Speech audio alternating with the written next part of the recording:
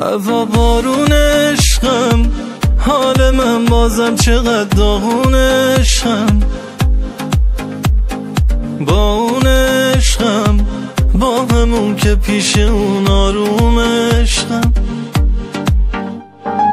دیدی چی کار کرد اونی که جونم رو میدادم براش. گفتم نرو رفت های دنیا خاطر تنهام گذاشت. از خاطر آدم نمیره بعضی حرفا، بمیری هم فراموشت نمیشه بعضی شبها.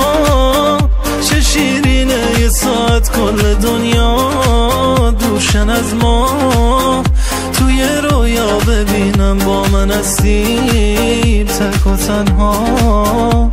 سلامتی عشقم و یارش منو یادش، اونی که روزی بودم پادشاهش. از نگاهش میخوندم حرفاشو همیشه باش. انتخابش قشنگترین تصمیم زندگیم بود، فریاد ازش.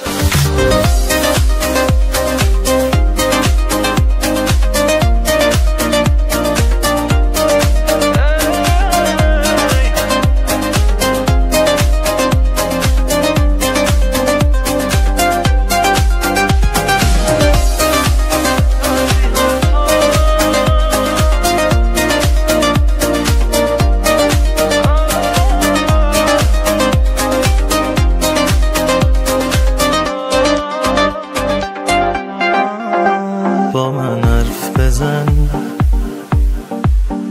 بگو کی قد من هوای تو رو داره و حدس بزن. کی هر شب با یادت سر رو بالش میذاره و ترس من از اینه که این احساس دست از سر من بر نداره. بده کارمی تموم حسرت هایی که بی تو کشیدم و یک کمی اون آغوشی که حق من بوده رو میگم و این غمی که بی دستای تو موندگار تو قلبم عزیزم.